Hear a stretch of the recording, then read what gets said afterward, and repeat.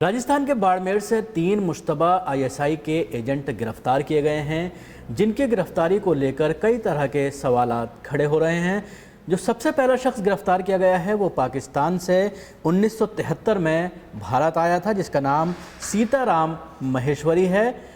इनके पास से खुफिया एजेंसियों को कई तरह के डॉक्यूमेंट्स मिले हैं और उसके साथ ही जो दूसरा शख्स पकड़ा गया है वो सीताराम का भतीजा है, जो भारत आया था 2015 में, जिसका नाम विनोद कुमार बताया जा रहा है। और जो तीसरा शख्स है वो है सुनील कुमार। जयपुर और जैसलमेर और जोधपुर की बहुत सारे खुफिया दस्तावेज़ इनके पास से बरामद की गई हैं। पुलिस इनसे, जो खुफिया एजेंसी हैं वो इनसे पूरी तरह से पूछताछ कर रही हैं कि आखिर ये कितने वक्त से इनके लिए काम कर रहे थे। जो खुफिया एजेंसियां हैं उनको इनके ऊपर शक हुआ और जब इनके ऊपर निगाह रखी गई तो ये बात सामने आई कि जैसलमेर के बॉर्डर पर ये कुछ फ़ोन के ज़रिए इत्तलात आईएसआई को फराहम कराता था और इसकी कुछ बातें भी जो है खुफिया एजेंसी ने रिकॉर्ड की हैं। और साथ ही सबसे बड़ा सवाल ये खड़ा होता है कि आखिर इस तरह के मामलात जब सामने आते हैं तो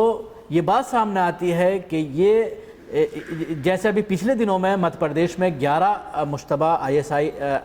जो है एजेंट गिरफ्तार किए गए थे और उसमें से एक शख्स बीजेपी का बहुत क्लोज बताया जा रहा था और बीजेपी के लीडरान के साथ उसकी कई तरह की तस्वीरें भी सामने आई थी। लेकिन अब ये जब जिस तरह से दूसरा मामला सामने आया है तो बात ये सामने आती है कि आखिर इस तरह की जो इत्तलात हैं वो इन तक किस तरह से पहुंचती हैं, किस तरह से ये बहुत अहम जानकारियां इकट्ठा कर पाते हैं। आखिर वो कौन लोग हैं जो उनको इस तरह की जानकारियां फराहम कराते हैं। जाहिर सी बात है इस तरह के मामलात में जो खुफिया ऑफिसर्स हैं वो कहीं ना कहीं संदेह में आते हैं, कहीं ना कहीं उनके ऊपर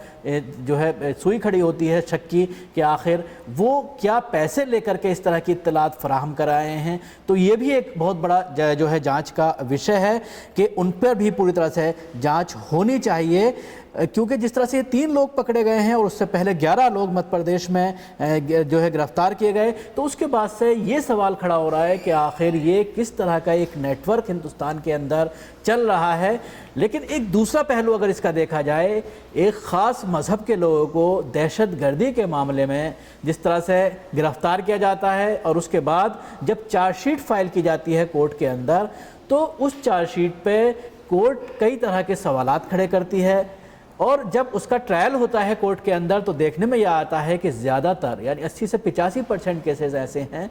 जिसमें लोग जेल में 20 से 22 साल, कई लोग ऐसे हैं जो 20 से 23 साल तक जो है जेल के अंदर रहे, अपनी पूरी जवानी जो है जेल के अंदर गुजार दी और पूरा उनका जिस तरह से उनके परिवार को झेलना पड़ता है, सोसाइटी बॉयकॉट होता है। जो बच्चे हैं वो बहुत कई तरह के ताने उनको जो है मिलते हैं समाज के अंदर और वो अपने आप को मुख्य धारा में नहीं जोड़ पाते हैं।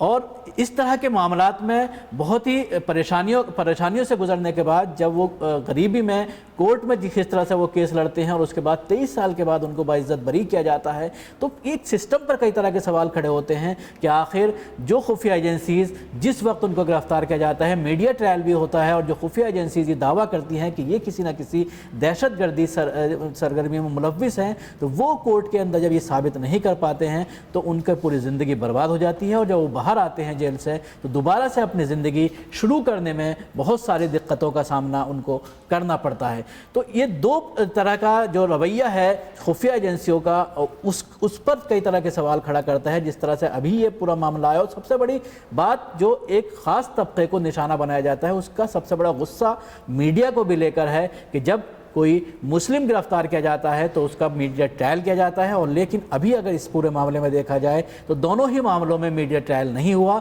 तो ये एक बहुत बड़ा जो है मीडिया के ऊपर, मीडिया के काम करने के तरीके के ऊपर सवाल खड़ा करता है।